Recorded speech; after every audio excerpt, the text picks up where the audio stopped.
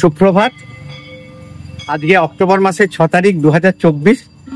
জাহ্নবী ছোটন চ্যানেলের পক্ষ থেকে আপনাদের সবাইকে আবার একটা নতুন ভিডিওতে স্বাগত। আজকে আমার দুর্গাপূজার পরিক্রমার দ্বিতীয় দিন। আজকে আমরা প্রথম দর্শন করব হাতিবাগান সার্বজনীন দুর্গোৎসবের মণ্ডপ ও প্রতিমা। চলুন, আমরা অলরেডি চলে এসেছি।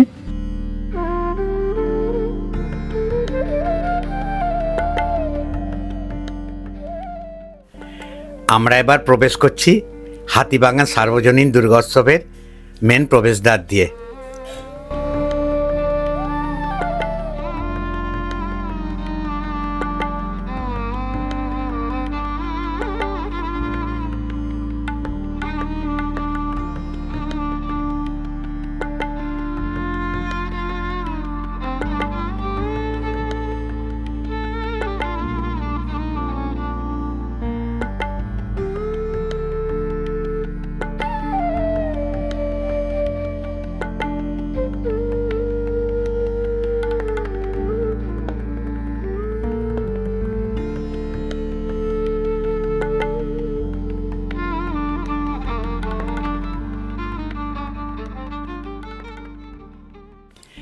কালের নিয়মে পরিবর্তনশীল সব কিছু, সেই ধারা বজায় রেখে এই কলকাতা শহরও বদলাচ্ছে তার রূপ।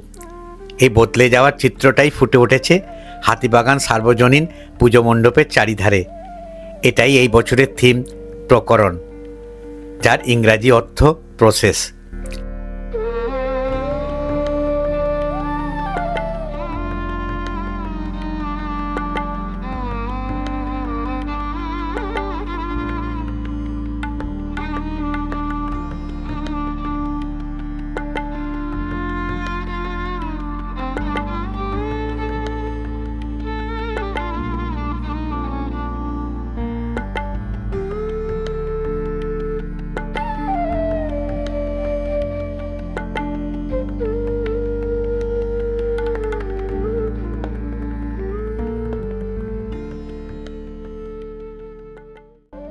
হাতিবাগানের এই পুজো এই বছর 90তম বর্ষে পদার্পণ করল।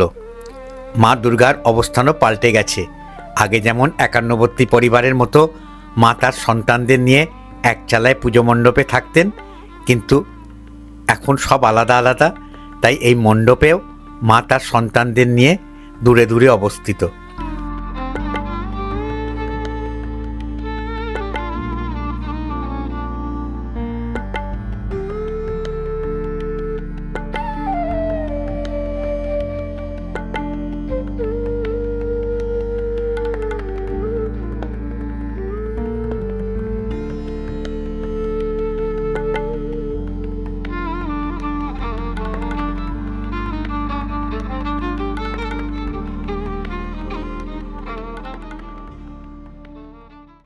আপনাদের প্রথম মণ্ডপ দর্শন করানো হয়ে গেল। চলুন এবার দ্বিতীয় মণ্ডপ এবং প্রতিমা কাশী বোস লেনটা আপনাদের একবার দর্শন করিয়ে দিই। আমরা কাশী বোস লেনের একদম সামনে চলে এসেছি, এবার প্রবেশ করব।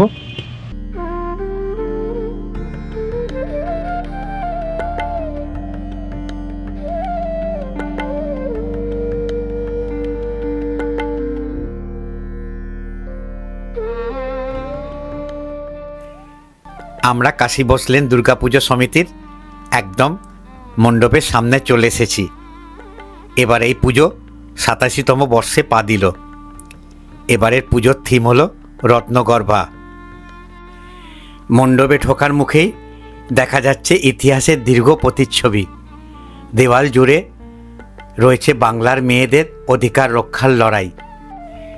এই থিমের মূল বিষয়বস্তু যা সুন্দরভাবে ফুটিয়ে তুলেছে 1817 সালের রাজা রামমোহন রায়ের সতীদাহ প্রথা নিবারণ এবং 1856 সালের পণ্ডিত ঈশ্বরচন্দ্র বিদ্যাসাগরের বিধবা বিবাহ আইন পাস। মায়েরই গর্ভে ধারণ করেছেন এই বিশ্বের তাবৎ প্রাণশক্তি। তাদের কাছেই পৃথিবীর সকল জন্ম ও মৃত্যুর হিসেব বাঁধা থাকে শেষ পর্যন্ত। এবারের পুজোয় তেমনই রত্নগর্ভা নারীদের কথা তুলে এনেছে এই কাশী বোস লেনের পুজো। চলুন আমরা এবার ভেতরে প্রবেশ করে বিস্তারিতভাবে এই পুজোর থিমটি লক্ষ্য করি।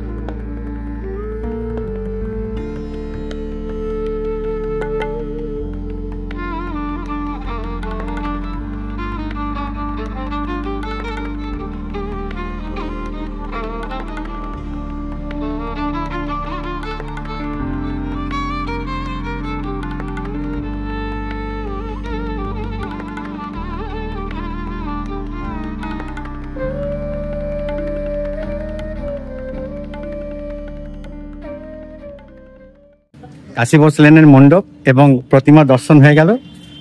দুর্দান্ত করেছে, এবারকার থিমটা কিন্তু মানে মন ছুঁয়ে গেছে। আপনারা অতি অবশ্যই এই ভিডিওটা দেখে, এই পুজো মণ্ডপ দেখে আপনাদের কমেন্ট আমার কমেন্ট বক্সে জানাবেন, আপনাদের কিরকম ভেতর থেকে অনুভূতি হলো এই পুজো মণ্ডপটা দেখে। চলুন এবার নেক্সট পুজো মণ্ডপ দেখতে যাই। আমাদের নেক্সট গন্তব্যস্থল হচ্ছে college square. College square opening হয়ে গিয়ে থাকে, তাহলে আমি আপনাদের দর্শন করাবো। চলুন একবার ট্রাই নেওয়া যাক। পঞ্চমী থেকে কিন্তু সব পুজো মণ্ডপ খুলে যাবে। যেমনি বাগবাজার মনে হয় এখনো পর্যন্ত ওপেনিং হয়নি, তবুও যাওয়ার পথে আমি বাগবাজার হয়ে যাব, যদি বাগবাজারের মণ্ডপ এবং প্রতিমা আপনাদের দর্শন করাতে পারি। আমি কলেজ স্কোয়ার পুজো প্রাঙ্গণে প্রবেশ করে গেছি। চলুন আপনাদের পুজো মণ্ডপটা খুব সুন্দর করে ঘুরিয়ে দেখিয়ে দিই। আশা করি আপনাদের ভালো লাগছে আমার এই দ্বিতীয় দিনের পুজো পরিক্রমাটা। এই বছরে কলেজ স্কোয়ারের থিম হলো সুইজারল্যান্ডের পার্লামেন্ট হাউস। একদম সামনে থেকে আপনাদের সুইজারল্যান্ডের পার্লামেন্ট হাউসের প্রবেশদ্বার দেখাচ্ছি, যা এক কথায় অপূর্ব লাগছে। পুরো সংসদ ভবনের প্রতিচ্ছবি দিঘির জলে পড়ে এক অসাধারণ দৃশ্যর সৃষ্টি হয়েছে।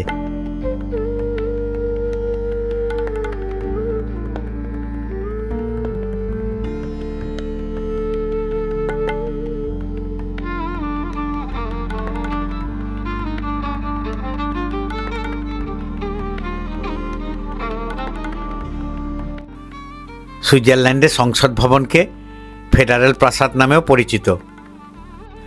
1 এপ্রিল 1902 সালে এই পার্লামেন্ট হাউসের উদ্বোধন হয়। 4টি বিরাট খিলানযুক্ত জানলায় সুইস লোকেদের কর্মস্থলের দৃশ্য রয়েছে, যা সুন্দরভাবে ফুটিয়ে তুলেছে এই মণ্ডপ সজ্জায়, যা দেশের 4টি অঞ্চলের প্রতিনিধিত্ব করে এবং তাদের অর্থনৈতিক পণ্যগুলো দেখায়।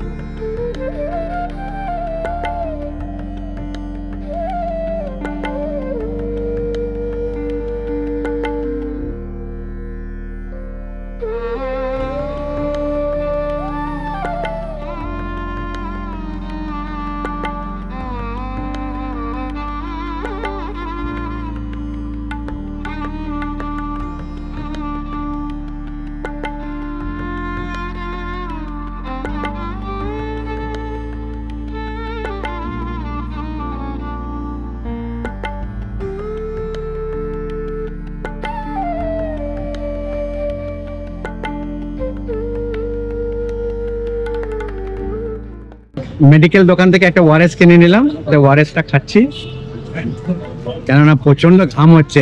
এই প্রচন্ড ঘামে যদি ওআরএস না খাই কিন্তু চলা মুশকিল। এটা কোনো অ্যাডভার্টাইজমেন্ট নয়, কিন্তু জাস্ট আমি আপনাদের দেখাচ্ছি যে আমি এত রোদ্দুরে ঘুরছি এবং ঘামছি, তো তাই জন্য ওআরএসটা কিন্তু অতি অবশ্যই আপনাদের সঙ্গে রাখবেন যখন আপনারা দুপুরবেলা বা রোদ্দুরে পুজো মণ্ডপে ঘুরবেন। আপনাদের সেফটির জন্য আমি বললাম। আমি চলে এসেছি শোভাবাজার রাজবাড়ির একদম প্রবেশ পথের সামনে।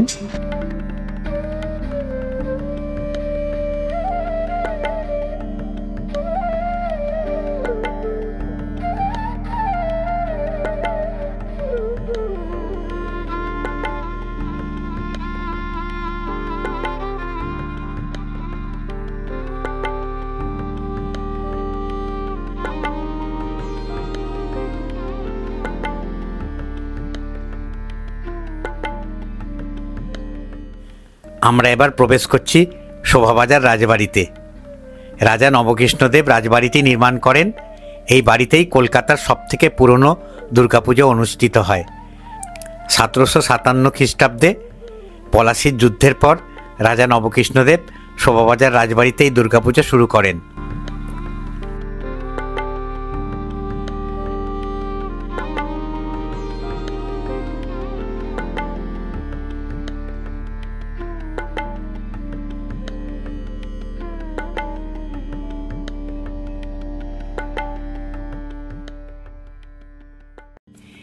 এই শোভাবাজার রাজবাড়ির দালান প্রাঙ্গণে স্বামী বিবেকানন্দ শিকাগোতে বিশ্ব ধর্ম সংসদ থেকে ফিরে আসার পর তাকে নাগরিক সংবর্ধনা দেওয়া হয়েছিল। তারই স্মৃতিতে এই মূর্তিটি এখানে সযত্নে প্রতিষ্ঠিত করা হয়েছে।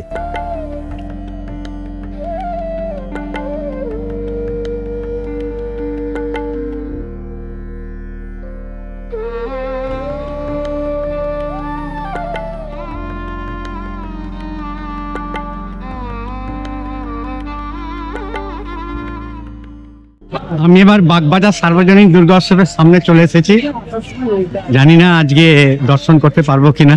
সামনেই বাগবাজার সার্বজনীন দুর্গোৎসবের মণ্ডপ মাঠ। আজ থেকেই দেখুন কি ভিড় আরম্ভ হয়ে গেছে। আমরা চলে এসেছি বাগবাজার সার্বজনীন দুর্গা উৎসবের একদম মণ্ডপের সামনে। এই বছরের থিম হলো রাজস্থানের হাওয়া মহল, যা আপনারা সামনে দেখতে পাচ্ছেন।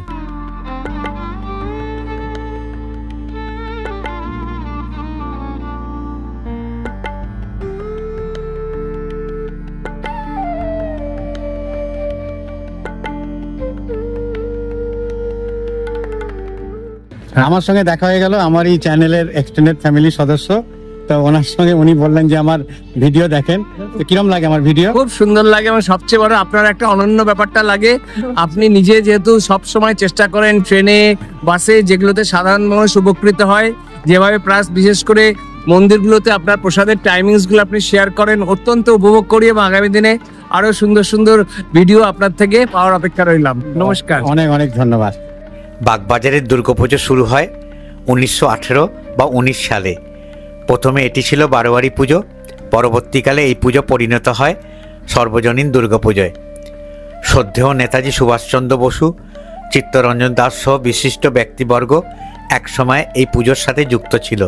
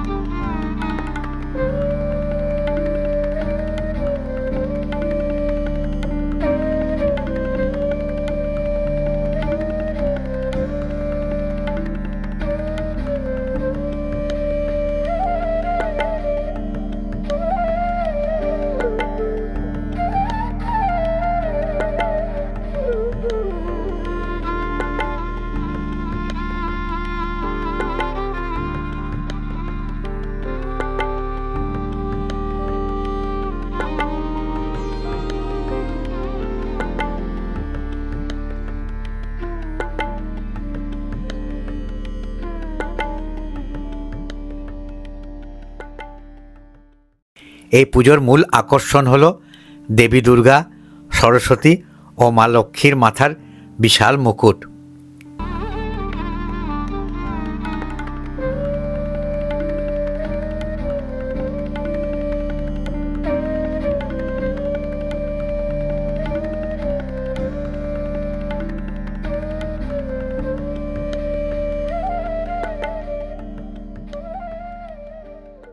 আজকে আমি পুজো পরিক্রমার দ্বিতীয় দিনে আপনাদের 4টে বড় বড় ঠাকুর দেখিয়েছি এবং সেই ঠাকুরের মণ্ডপও দর্শন করিয়েছি। খুব ভালো লেগেছে আশা করি। প্রথমে আমি গেছিলাম বাগবাজার সার্বজনীন দুর্গোৎসব, তারপর ওখান থেকে কাশী বসলেন, তারপর ওখান থেকে চলে গেছিলাম কলেজ স্কোয়ার, আর তারপর আমি শোভাবাজার রাজবাড়ি এসেছিলাম, কিন্তু শোভাবাজার রাজবাড়ি ঠাকুর দর্শন করতে পারিনি। আগামীকাল ওটা ওপেনিং হবে। আর তারপরে আমি চলে এসেছি বাগবাজার সার্বজনীন দুর্গোৎসব দেখে আমি এবার বাড়ির অভিমুখে রওনা হচ্ছি। আশা করি আজকের ভিডিওটা আপনাদের ভালো লাগলো। আর যদি আজকের ভিডিওটা ভালো লেগে থাকে তাহলে অতি অবশ্যই একটা লাইক দেবেন আর আমার ভিডিওটাকে ম্যাক্সিমাম শেয়ার করার চেষ্টা করবেন।